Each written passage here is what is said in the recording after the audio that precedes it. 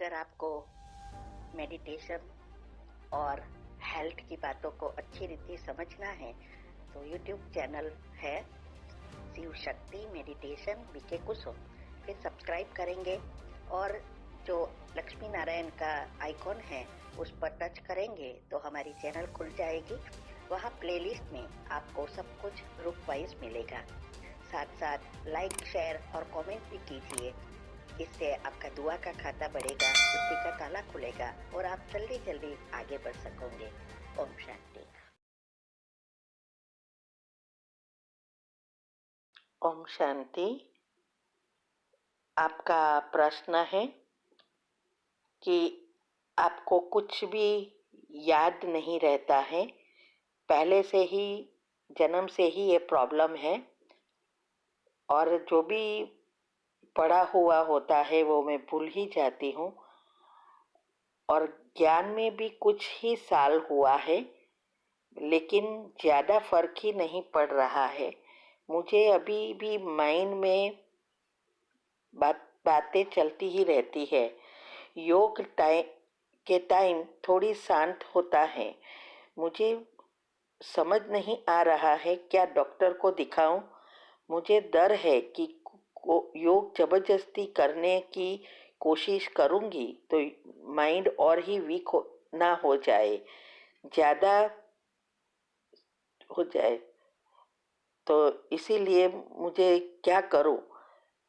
तो क्वेश्चन यही है कि आपने बोला था कि जैसे जैसे योग करते हैं तो संचित कर्म उछलते हैं, तो क्या ज्ञान में आने के बाद मेरी मेंटल स्थिति और बिगड़ी? उत्तर है नहीं, ऐसा नहीं है। आपको ये जो भी आपने टॉपिक सुना, ये बातों को समझा नहीं, सुना लेकिन समझे नहीं है। ऐसा नहीं है कि आपके वो कर्म अभी उछलते हैं, नहीं, आपको ये प्रॉब्लम जन्म से है। तो जन्म से ही आपको है तो उसका मतलब आपका ब्रेन के साथ ज्ञान का चक्र पहले से ही प्रॉब्लम है, पास जन्म का कर्म है। अभी इस जन्म में भी आपने इतना नेगेटिव भरा, इससे आपके पिछले सारे कर्म बाहर आते ही रहेंगे। और अभी कोई भी चिंतन है, जैसे आप टीवी देखते हैं तो उसकी सीन तो आपने 10-15 मिनट का पिक्चर या सीरियल देखी हो या व्हाट्सएप पर सब मैसेज देखे, लेकिन उसका जो अंदर चित्र के साथ जाता है वो इतना घट्ट हो जाता है जिससे सारे कर्म उनसे जुड़ते ही रहते हैं, क्योंकि संकल्प एक स्विच है। इसीलिए जो स्विच आप ऑन करेंगे वही एनर्जी खींचती आएगी। संचित से कर्म भस्म होते हैं और उछलते हो तो दूसरी बात है। वो ऐसा है कि छोटे छोटे कर्म हमारे भस्म होते जाते हैं, फिर भी कई ऐसे कड़े कर्म है जो फल देने के लिए तैयार हो गए हैं, वो उछलेंगे, माना पेपर के रूप में बाहर आएगा, चाहे वो हेल्थ है चाहे कोई प्रॉब्लम है। लेकिन आपका जो केस है वो तो आपके पिछले कर्म ही है और आप अभी भी नेगेटिव सोचते हैं, तो इसीलिए वो बढ़ते ही जाएंगे। देखो, पहले योग कब लगेगा वो समझो आप। मैंने सारी बातें योग और योग के प्रयोग में सबकॉन्शियस माइंड के नियम अनुसार भी समझाया है, कैसे काम करता है, कैसे योग का प्रयोग होता है, ये सब बातें समझाई है। तो यो पहले आप समझो इस बातों। आप इतनी पढ़ी लिखी हो तो फिर क्यों ये बातों को समझने का प्रयत्न नहीं करते। और मैंने ये भी बताया कि कभी आपको अभी नेगेटिव नहीं सोचना है कि मुझे याद नहीं रहता, तो कभी भी याद नहीं रहेगा, आपका ये सॉफ्टवेयर और पक्का हो जाएगा। इसीलिए 5 मिनट की जो सुबह कमेंट्री आती है दिनचर्या ग्रुप में, वो सुनो, इसमें यही आता है जो हमें जीवन में चाहिए।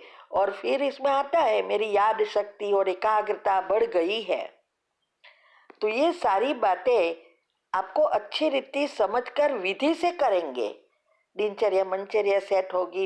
योग की पहली अवस्था चलते फिरते जो भी आप सोचते हो तो वो दिनचर्या ग्रुप में आता है, उस अनुसार करोगे। पढ़ते समय क्या करना है, तो जब तक आपकी एकाग्रता नहीं आएगी तब तक याद नहीं रहेगा। तो पहले तो आपको ये संकल्प को बदलना है और उसकी विधि जो बताई है वो अच्छी रीति फॉलो करना है। योग करना है, योग करना, योग भी नहीं लगेगा। आप कहते हो उस समय मन शांत रहता है, रहता ही नहीं है, क्योंकि आप बैठे, इसका मतलब ये नहीं कि आपका मन शांत हो गया। क्योंकि अगर इतना सारा कचरा भरा है तो योग लगेगा कहाँ? तो संचित कर्म भस्म होने की तो कोई बात ही नहीं है ना। तो विधि अपनाओ, योग की पहली अवस्था चेक करो। चलते फिरते करना है सब कुछ, बैठ के नहीं करना है। तो ज्ञान में अगर विधि से आप योग करेंगे, सब सेट करेंगे, तो न्यूरॉन, सेल, सब कुछ रिसेट हो जाएगा। आपकी biological clock, sleep cycle, DNA, तो प्रॉब्लम होते हैं उसको भी चला जाता है। बड़े बड़े डॉक्टर के डिप्रेशन भी इस मेडिटेशन से गए। तो आप तो स्टूडेंट हो, तो आप विधि से करो। आपको तो बाबा मिला है, विधि इजी है आपके लिए। तो थोड़े समय के लिए बाहर की चीजों से मुक्त हो जाओ। व्हाट्सएप पर आती है फालतू फालतू टेक्सिस डॉट, देखो ही नहीं, उसको डिलीट कर दो या देख खोलो ही नहीं, या एग्जिट हो जाओ थोड़े समय के लिए। टीवी तो बिल्कुल ना देखो, इसमें जो भी नेगेटिव बातें आती है वो नहीं देखना है। क्योंकि हमारा सबकॉन्शियस माइंड सबसे ज्यादा देखा हुआ जल्दी ग्रहण करता है और प्रैक्टिकल कर देता है। इसीलिए ये सबकॉन्शियस माइंड के नियम में आता है, ऑडियो, विजुअलाइजिंग एंड फीलिंग 3 साथ है तो जल्दी सफलता मिलती है। तो इस आपकी गलत फहमी को निकाल दो। अगर आप ज्ञान में अच्छे होंगे, योग लगेगा, आपके संचित कर्म भस्म होंगे, तो डिप्रेशन खत्म हो जाएगा, नेगेटिविटी खत्म हो जाएगी, बढ़ेगी नहीं। ठीक है? ओम शांति। आपका प्रश्न है कि दोनों घुटन खराब हो गए हैं, मोड़कर बैठ भी नहीं सकती, और एक पैर में पंजे में 7-8 वर्ष थी कनी है, वो भी बहुत दर्द करती है। इसका तो मुझे पता है, सबसे बाबा के ज्ञान में हूँ। ये तो मेरे ही कर्म भोगना है। मैं इसके लिए शक्ति चक्र का स्वमान रोज कर सकती हूँ। उत्तर है, देखो, अकेले शक्ति चक्र के स्वमान से कुछ नहीं होने वाला। और ये सोचना भी रॉन्ग है कि मेरे ही कर्म की भोगना है और मुझे भोगना है, ये भी रॉन्ग सोच रहे हो। ये जो भी है इसको फुल स्टॉप लगाना है और उसका इलाज करना है। हमारे 3 शरीर है ना, तो स्थूल के लिए हमें स्थूल घर की दवाइयाँ यूज करनी पड़ेगी। सूक्ष्म शरीर को क्लीन करने के लिए दुआ प्राप्त करनी पड़ेगी, और कारण शरीर योग से खत्म होता है। ये तीनों करेंगे तब ये अच्छा होगा। ऐसे शक्ति के चक्र के स्वमान के में रहने से कुछ नहीं होता। ये तो हमें मदद करता है नेगेटिव से पॉजिटिव में रखना, और जब योग का प्रयोग करते हैं तब वो हमें मदद आता है। तो उसकी विधि है, मैंने मेरा खुद का एक्सपीरियंस बताया है कि हमारे घुटनों में भी दर्द होना शुरू हो गया था थोड़े साल पहले, और एक बार बीपी, डायबिटीज सब